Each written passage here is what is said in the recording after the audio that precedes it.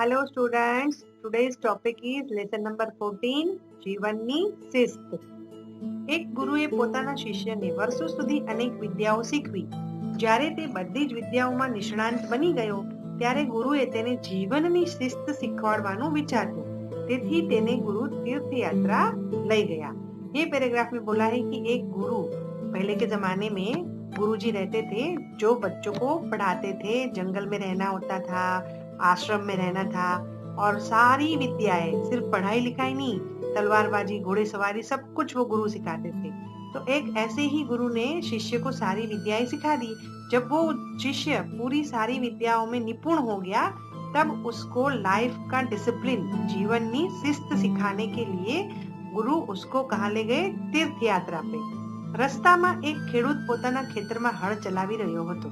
તે પોતાના કામમાં એટલો મશગુલ હતો કે તેને ગુરુ શિષ્યની ઉપસ્થિતિની પણ ખબર પડી નહીં. તેને જોઈને ગુરુજી चुपचाप આગળ વધી ગયા. रास्ते में एक किसान मिला जो अपना खेत जोत रहा था. वो हल चला रहा था अपने खेत में. वो अपने काम में इतना मशगूल था कि उसको आसपास में क्या आ रहा है, क्या जा रहा है, कौन बोल रहा है, कुछ भी पता नहीं था. वो सिर्फ अपने काम के प्रति ध्यान दे रहा था. वो कंसंट्रेट कर रहा था, इतना कंसंट्रेट कर रहा था कि उसको पता ही नहीं चला कि कब ये गुरु और शिष्य आए, उसको देखा और चले भी गए. और वहां से गुरुजी वहां से आगे चले. ચાલતા ચાલતા તેમની દ્રષ્ટિ એક લુહાર પર પડી. તે લોઢું ટીપવામાં એટલો મશગુલ હતો કે આ ગુરુ શિષ્યને જોવા માટે તેણે પોતાની આંખ પણ ઊંચી ન કરી. રાત્રે તે બંને એક ધર્મશાળામાં પહોંચ્યા. ત્યાં થાકેલા અનેક મુસાફરો નિરાંતે નિંદ્રામાં પોઢેલા હતા. તેમને પોતાની આસપાસ સુતેલા કોઈની ગંધ પણ ન હતી. ये पैराग्राफ में बोला है कि अभी किसान को देखा, किसान अपने काम में बहुत ही मशगूल था. वहां से वो आगे चले. चलते चलते उन्होंने रास्ते में क्या देखा? एक लोहार देखा, ब्लैक स्मिथ. वो अपना लोहा जो टीप रहा था उसमें इतना मशगूल था, अपना काम जो कर रहा था, जो लोहे की चीजें बना रहा था उसमें इतना मशगूल था कि वो गुरु शिष्य को देखने के लिए अपनी आंख भी उसने ऊपर नहीं की. अब वो दोनों रात को थके हारे एक धर्मशाला में पहुंच गए. धर्मशाला में उन्होंने क्या देखा? उन्होंने देखा कि थके हुए बहुत सारे मुसाफिर, उसके जैसे बहुत सारे मुसाफिर आराम से सो रहे हैं. और जो मुसाफिर सो रहे हैं ना, उसके आसपास में कौन सो रहा है, कौन जाग रहा है, किसी को किसी की कोई खबर नहीं थी. ये क्यों था? क्योंकि वो सब अपने अपने काम में मशगूल थे. मतलब कोई सो रहा था तो सिर्फ सो ही रहा था और इतने थक गए थे कि आसपास में कौन सो रहा है, उसके बाजू में कौन है, वो भी किसी को पता नहीं था. તેમને જોઈ ગુરુએ કહ્યું, પ્રિય શિષ્ય, આજ જીવનની શિસ્ત છે.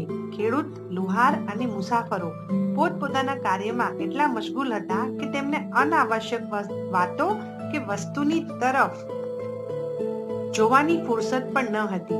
જીવનની આજ સાચી સફળતા છે. તેને પામવા માટે તપ કરવું પડે છે. ખેડૂત પોતાનું લોહી પાણી એક કરે છે ત્યારે ખેતરમાં અનાજ પાકે છે. લુહાર ખૂબ જ તાકાતથી મહેનત કરે છે ત્યારે તે નવી વસ્તુઓ બનાવી શકે છે. મુસાફર એક એક ડગલા ભરે છે, ખૂબ જ મહેનત કરે છે ત્યારે તે પોતાના લક્ષ્ય સુધી પહોંચે છે. આપ પણ કર્તવ્યનું પાલન કરો, તે જ જીવનની શિસ્ત છે.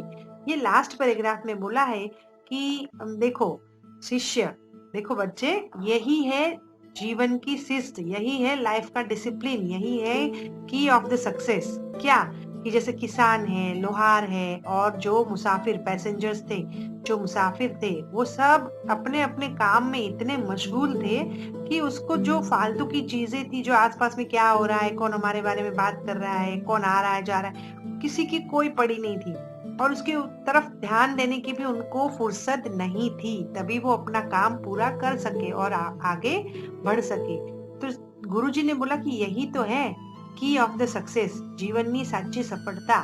यही तो है सच्चाई, यही तो है कि जो आप काम कर रहे हो उस पर कॉन्सेंट्रेट करो. आसपास में क्या हो रहा है, जैसे आप पढ़ाई कर रहे हो तो आप अपनी पढ़ाई पे ध्यान दो. बाजू वाला क्या कर रहा है, वो किससे बातें कर रहा है, उसके तरफ आपको बिल्कुल ध्यान नहीं देना है. अगर आपने अपने ऊपर कंसंट्रेट किया तो आप आपकी सफलता जरूर पाओगे. देखो जैसे किसान खून पानी एक करता है तभी जाके अनाज उगता है.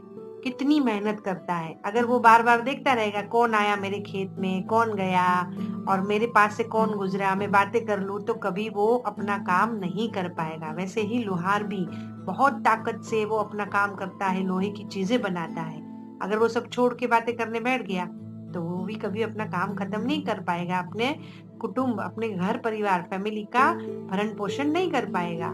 वैसे ही मुसाफिर भी अगर कहीं जाना है तो हमको चलने की शुरुआत तो करनी पड़ेगी। धीरे धीरे चलोगे तभी तो अपनी मंजिल तक पहुंचोगे। तो यही है आपकी ड्यूटी, यही है आपका कर्तव्य कि आपको अपने काम में मशगूल रहना है, किसी की तरफ ध्यान नहीं देना है। अगर कोई आपको आपके प्रति ध्यान देने के लिए कुछ भी बोले भी, जैसे कि अगर आपके बारे में कुछ बुरा बोले कि ये क्या कर रहा है, ये फालतू का काम है, फिर भी उसकी तरफ ध्यान नहीं देना है और अपना ही काम करते जाना है। यही है जीवन की शिस्त और यही है की ऑफ द सक्सेस कि किसी के प्रति ध्यान न दो, जो अपना काम है वही करो और उस पे आगे बढ़ो और अपनी मंजिल को पाओ। अभी आपका काम है पढ़ाई करना, आपको उस पे ही कंसंट्रेट करना है। अभी आप मोबाइल हाथ में है, पर अभी अगर आप खेलते रहोगे तो आप कभी भी पढ़ाई में आगे नहीं जा पाओगे। ठीक है, थैंक यू।